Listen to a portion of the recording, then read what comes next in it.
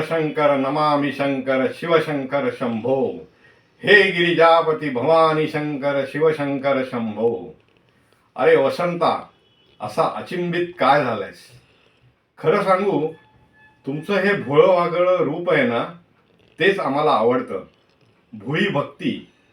आम्ही गोड पदार्थ आणि नैवेद्य याचे भुकेले नाही आहोत. आम्हाला आवडते ती तुमची निस्सीम भक्ती, मनापासून केलेली सेवा आणि हृदयातील प्रेम. हे सगळं तुझ्याकडे आहे, म्हणूनच मी तुझ्यावर प्रसन्न झालेलो आहे. माग, तुला काय हवंय ते.